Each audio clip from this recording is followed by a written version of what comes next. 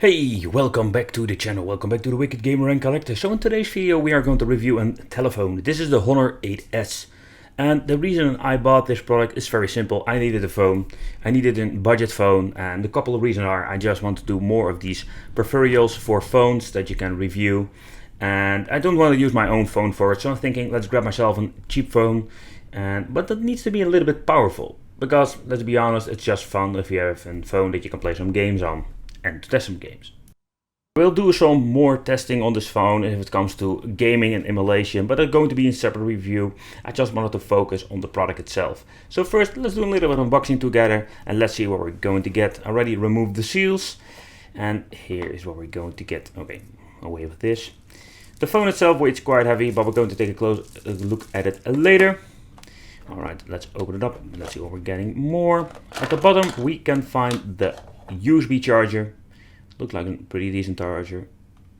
And we're having also a USB cable, but here we have the tool that we're going to need for opening it up because this is a dual SIM phone and also have the capability to have extending the internal memory with an SD card.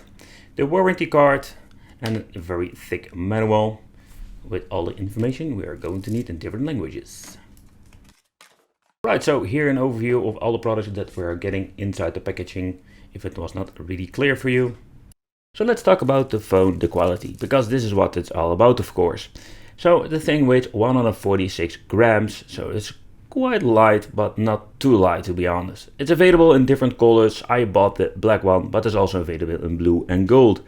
The material of the housing, it seems to be this thing is made of plastic. I did see there are some parts made of metal or aluminium, and I think that gives this thing more a little bit like a weight to it.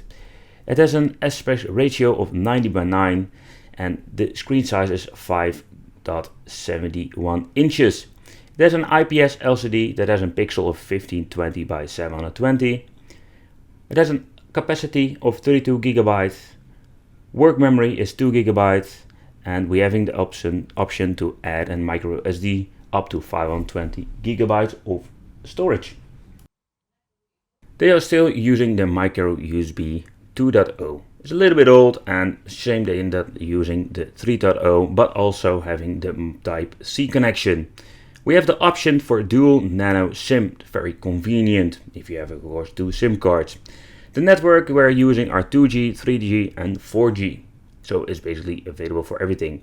If it comes to the Wi-Fi, there's a little bit of a downside. It only has a support of 4 gigahertz. There is no 5 gigahertz available. We have a GPS, Bluetooth of course.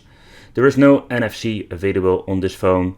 And we have a 3.5mm audio jack for your headphone, for example.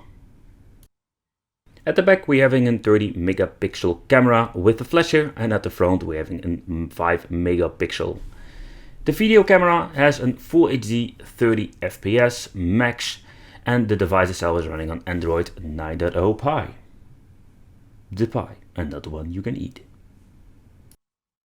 Alright, so let's open up the phone, and this is the way how you do it. Here you can push out the little bracket with the tool that you're getting with it.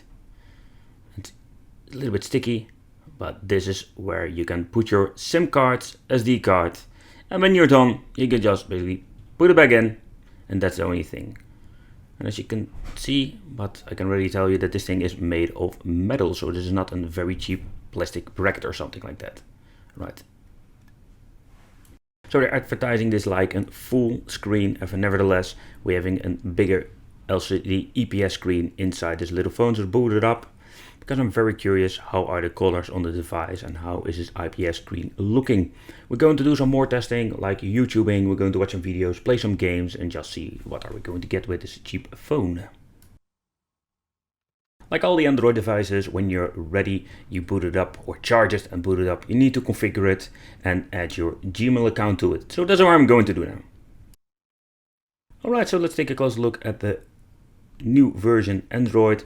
But very important, how does the screen respond? And as you can see, it responds very fast for a very cheap phone.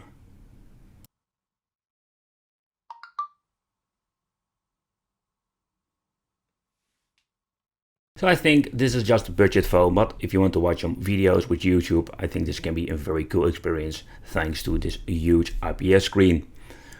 So as you can see, it loads up very fast. No, I don't want YouTube Premium, leave me alone.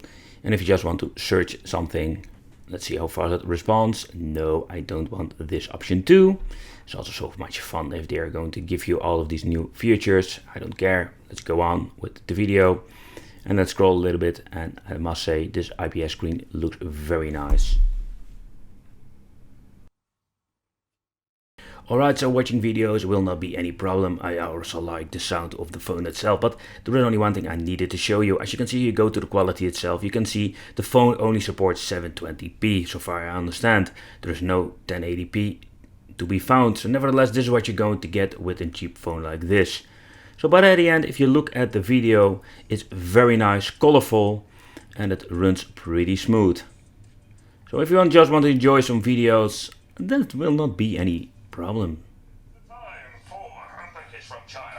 And the sound is also very good.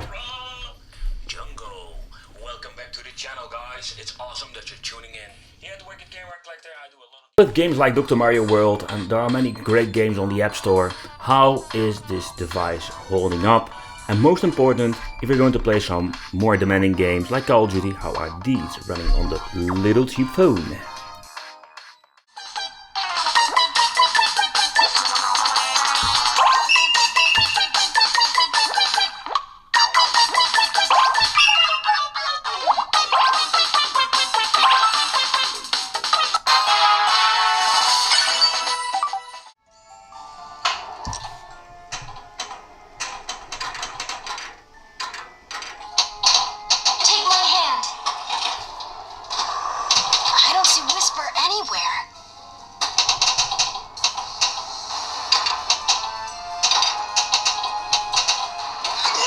so soon.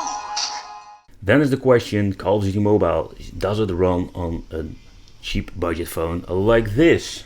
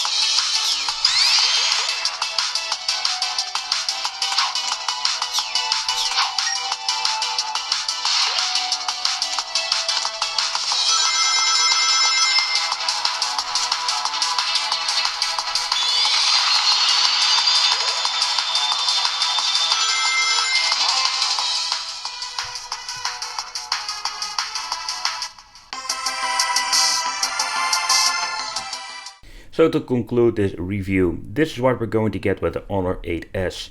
If you look at the camera itself, it's a pretty decent camera. If you look at a budget phone, even for close-up, it looks pretty nice. The front camera is of course less quality, but this is what you're going to get with a budget phone. Inside we will find a 3000 mAh battery. It's good enough if you just want to use this phone, let's say like casual use with WhatsApp for example, and just doing some calling. But if you're going to play a lot of games, the battery is not very big, because this MediaTek quad-core CPU inside is very consuming. At the end, playing games, it's a fun experience, and games like Call of Duty, you cannot put them on high, but again, it's a budget phone. And overall, I paid around 99 euros for it. It depends a little bit where you buy it and how you buy it. Maybe you buy it second hand, but at the end, we can't complain, people. This is what we're going to get: beautiful screen, pretty decent sound, a decent camera, and we have some options to play some games. I want to thank you for watching. If you have any questions, you can all leave in the comments. Don't forget, or better said, consider subscribing, like this video, hit the little bell, would be awesome, because that means I will see you in my next video.